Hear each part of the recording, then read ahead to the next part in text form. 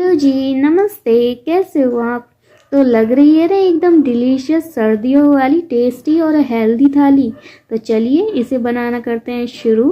अब यहाँ पे ले लेना है आपको इसके लिए आलू जो उबले हुए हैं, तकरीबन 4 से 5 आलू ही, यानी कि आधा किलो के समथिंग, और उनको छील के अच्छे से मैश कर लिया है।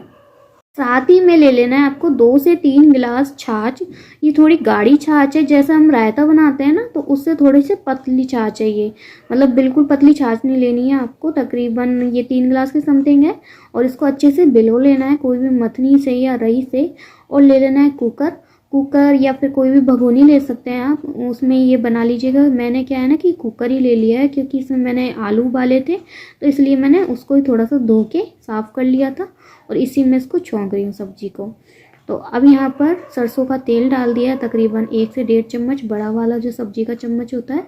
आप सरसों के तेल में ये सब्जी बनाइएगा, बहुत ही टेस्टी और डिलीशियस बनती है। अब यहाँ पे कुछ प्याज, हरी मिर्ची ले लेनी है। तो मैंने यहाँ पे 2 मीडियम साइज़ के प्याज लिए हैं, एक बड़ी साइज़ का था जिसमें से मैंने हाफ़ कर दिए, तो 2 मीडियम साइज़ के प्याज हो गए। और यहाँ पे 3 से 4 हरी मिर्ची लिए, जिनको भी रफली चॉप कर लिया, साथ ही में प्याज को भी रफली चॉप कर लिया है। अब यहाँ पर प्याज और हरी मिर्ची को कट करने के बाद में आ जाते हैं तेल के पास में, क्योंकि तेल हमारा है जो गर्म हो चुका है। और इसमें डाल देते हैं 1 छोटा चम्मच जीरा, साथ ही में 1 छोटा चम्मच राई। राई को आप स्किप भी कर सकते हो, अगर आपके पास राई नहीं हो तो जीरा भी डाल सकते हो ओनली फॉर। और यहाँ पे डाल देनी है 1 छोटा चम्मच हींग का पाउडर। आपके पास साबुत हींग हो ना, तो उसको पाउडर बना लीजिएगा। हींग से टेस्ट इस सब्ज़ी में डबल हो जाता है। साथ ही में ऐड कर देंगे बारीक कटे हुए प्याज और हरी मिर्ची, अच्छे से मिक्स कर लेंगे और भून लेंगे इनको 1 मिनट के लिए। और डाल देंगे इसमें कुछ मसाले, जो सब्जियों के बेसिक मसाले होते हैं। तो 1 बड़ा चम्मच लाल मिर्ची पाउडर, हल्दी पाउडर, धनिया पाउडर और नमक, सारे चीज़ें 1-1 चम्मच डालनी है। थोड़ा सा लाल मिर्ची जो पाउडर है ना, वो 1.25 या 1.5 चम्मच के समथिंग डाल दीजिएगा। और थोड़ा सा पानी डाल देंगे, आधा गिलास के समथिंग, और मसाले जिससे अच्छे से हमारे फूल जाएंगे। इस स्टेज पे आपको गैस की फ्लेम को हाई कर देना है, क्योंकि पानी में उबाल लेके आना है हमें। तो हाई कर दीजिएगा गैस की फ्लेम को। साथ ही में 1 चम्मच डाल दिया है मैंने कश्मीरी लाल मिर्ची पाउडर। अब सारी चीज़ों को अच्छे से मिक्स करके इसमें एक उबाल आ गया था, और गैस की फ्लेम को मैंने मीडियम कर दिया। मीडियम फ्लेम पर अच्छे से पकने देंगे, तब तक तेल सेपरेट होगा। तब तक मैं बाकी के काम कर लेती हूँ, जैसे किचन के कुछ डिब्बियाँ भरने का काम होता है। मसाले की डिब्बियाँ जो खाली हो गई थी, उनमें कुछ मसाले भी भर दिए मैंने। और ये सारा काम जैसे ही मैंने फिनिश किया, देखा कि यहाँ पे तो तेल भी सेपरेट हो गया, अच्छे से मसाला है जो पक चुका है। चटनी अच्छे से पक कर तैयार हो गई है। और इसमें ऐड कर देते हैं हमारे उबले हुए आलू मैश किए हुए, और इनको डाल के अच्छे से करेंगे मिक्स। दोस्तों कमेंट में बताइए कि आपके वहाँ पर कितनी ठंडियाँ पड़ रही है, अच्छी खासी ठंडियाँ पड़ रही है या नहीं। हमारे यहाँ पर तो बहुत ज़्यादा ठंडियाँ पड़ रही है, बहुत ज़्यादा। और एक प्रॉब्लम बताऊँ, आपको लगता होगा कि वीडियो शूट करना फिर उसको एडिट करना बहुत ही ईजी काम होता होगा। जी नहीं, बहुत ही टफ़ काम होता है, क्योंकि मैं अभी जो माइक यूज़ करती हूँ, लोकल माइक ही यूज़ करती हूँ, वायर वाला। तो उसमें क्या होता है ना कि मतलब जैसे जो नॉइज़ पॉल्यूशन होता है इधर से, मतलब जैसे पड़ोस में से कहीं से भी आवाज़ आती है ना, तो वो भी इसमें आ जाती है। तो मेरे को बार बार में कट करके फिर से बोलना पड़ता है, फिर वो आवाज़ डालनी पड़ती है। इस तरीके से वॉइस ओवर करना भी काफ़ी टफ़ होता है। तो चलिए, ये सब तो स्ट्रगल का पार्ट होता है, कि कोई भी सक्सेस आपको पानी है तो उसमें स्ट्रगल तो करना ही पड़ता है। तो चलिए, थोड़ी सी चटनी, 1 कटोरी के समथिंग जो आलू की चटनी थी ना, वो मैंने साइड करके निकाल ली है। और बाकी की जो आलू की चटनी थी ना, उसमें जो कुकर में बच रही थी, उसमें मैंने डाल दी है छाछ। जी हाँ दोस्तों, एक बात आप ध्यान रखिएगा, आपको छाछ है ना, वो छान के डालनी है। तो जैसे देख सकते हैं, ये जूसर छानने वाली चलनी है, मोटी चलनी होती है, थोड़े से मोटे दाने वाली। तो इसमें आप छान लीजिएगा, इजीली आपकी छाछ छन जाती है। और इस स्टेज पर आप गैस की फ्लेम को एकदम लो कर दीजिएगा, मतलब मीडियम टू लो, हाई मत कीजिएगा, जब तक आपकी छाछ जो अच्छे से मिक्स नहीं हो जाती आलूओं के साथ में। अभी आप देखिए, अच्छे से मिक्स हो चुकी है छाछ, आपको दिख रहा होगा। और जो चम्मच पे लगी है उसको भी साफ़ कर लेते हैं। आप कोई भी छोटे चम्मच से साफ़ कर लीजिएगा, इस तरीके साफ़ मत कीजिएगा, नहीं तो आपका हाथ जल जाएगा। अब यहाँ पर चम्मच में अच्छे से छाछ को सॉरी आलूओं को साफ़ करने के बाद में अच्छे से मिक्स कर लिया है मैंने। और मिक्स करने के बाद में अब गैस की फ्लेम को कर देंगे हाई। और थोड़ा सा इसको ढक देंगे, आधा सा ढक्कन लगा के। इससे क्या होगा ना कि इसमें उबाल आएगा तो वो दिख जाएगा। तो गैस की फ्लेम को हाई रखेंगे तब तक जब तक उबाल नहीं आ जाता इसमें। तो आप देख सकते हैं यहाँ पे मैं बीच बीच में चेक भी कर रही हूँ कि इसमें उबाल आया है कि नहीं आया। तो आपको इसको चलाते रहना, तकरीबन समथिंग 7-8 मिनट में उबाल आ जाता है इजीली। और तब तक मैं अपना ब्रेकफास्ट फिनिश कर लेती हूँ, जैसे दूध वगैरह पीती हूँ प्रोटीन पाउडर मिक्स करके, तो वो भी फिनिश कर लेती हूँ। साथ में बच्चे आ जाते हैं किचन में तो उनसे बातचीत भी कर लेती हूँ जब तक। कुछ भी आपको नॉइज़ पॉल्यूशन आ रहा हो व्हीकल्स वगैरह का तो वो थोड़ा सा इग्नोर कीजिएगा। तो अभी क्या है ना कि इसमें अच्छे से उबाल आ चुका है 6-7 मिनट के बाद में। अब इस स्टेज पर आप थोड़ा सा 5 मिनट के लिए पकाइएगा मीडियम फ्लेम पर। और ये अच्छे से आप देख सकते हैं तरी आ चुकी है सब्जी में और हमारी सब्ज़ी बनकर हो चुकी है तैयार। इस स्टेज पर आप गैस की फ्लेम को कर दीजिएगा बंद और हमारी आलू की छाछ वाली कड़ी बनकर हो चुकी है तैयार, एकदम डिलीशियस टेस्टी। सब्जी के साथ में बाजरे की रोटी तो एकदम लजीज और मज़ेदार लगती है, साथ ही में गेहूं की रोटी भी बहुत अच्छी लगती है।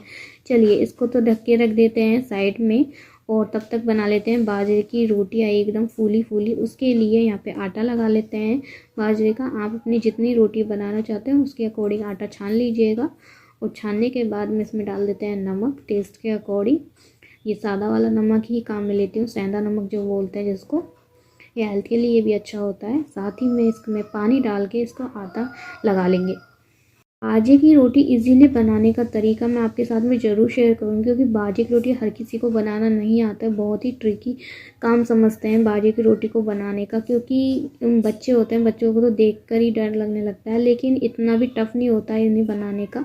हाँ, हाथ से बनाना टफ़ होता है, लेकिन और भी और बहुत सारे तरीके होते हैं बाजरे की रोटी बनाने का, जिससे आपकी फूली फूली बाजरे की रोटी बनती है एकदम क्रिस्पी क्रिस्पी, जैसा आपको पसंद है। तो बस ये प्रोसेस तो आप बस वीडियो में ही देख लीजिए कि मैं क्या कर रही हूँ, कैसे कर रही हूँ इसको आटे को, तो वो आपको तो समझ में आ ही जाएगा। बाकी जब भी आपके साथ में रोटी बनाने का तरीका शेयर करूँगी तो उस टाइम पे आपको अच्छी तरीके से समझाऊँगी। तो यहाँ पे बाजरे की रोटी हमारी फैमिली में खाते हैं इस सब्ज़ी के साथ में, सबको ये बाजरे की रोटी ही पसंद है। और सर्दियों में तो गेहूं का आटा जो रहता है ना हमारा, वैसे गेहूं का आटा नहीं खाते हैं हम, मिक्स वाला आटा खाते हैं जिसमें 5-6 अनाज होते हैं। और भी मैंने आपने वीडियो देखी होगी मेरी, तो उसमें मैंने बताया हुआ है। तो हमारे तो वही आटे की रोटियां बनती है गर्मियों में, और सर्दियों में मोस्टली बाजरे की रोटी बनती है। बच्चे चाहे सूखी सब्ज़ी हो चाहे गीली सब्ज़ी हो पतली वाली, सबके साथ में बाजरे की रोटी खाना पसंद करते हैं और कहते हैं कि मम्मी आपकी बाजरे की रोटी तो बिल्कुल एक नंबर की बनती है, ऐसी रोटी कोई बना ही नहीं सकता। और मेरी रोटी जो होती है ना सारी फूलती है, इसलिए बच्चों को फूली फूली बाजरे की रोटियाँ पसंद होती है।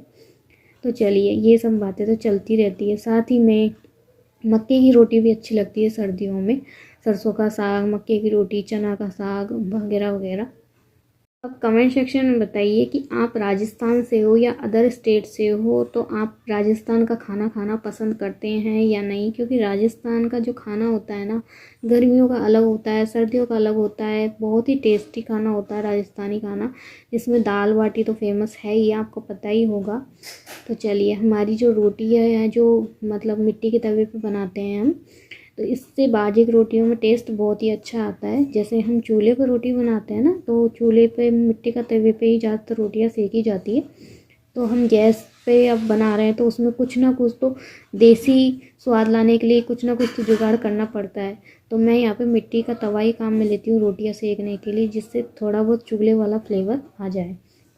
तो अब यहाँ पे रोटी को दोनों साइड से सेकने के बाद में इसको हाई फ्लेम पर सेकेंगे चिमटे की मदद से, जिससे कि रोटी अच्छे से हमारी फूल जाएगी। ध्यान रहे दोस्तों, आप जब मीडियम फ्लेम पर या लो फ्लेम पर रोटी को सेकते हैं ना, तो रोटी फूलती नहीं है, साथ ही में वो टाइट टाइट सी हो जाती है, तो वो टेस्ट में भी अच्छी नहीं लगती। इसलिए आप रोटी को हाई फ्लेम पर ही सेकिएगा, जिससे कि आपकी रोटी भी फूली फूली गोल गोल बन के तैयार होगी और अच्छे से सेक भी जाती है, टाइट टाइट सी नहीं बनती वो एकदम से।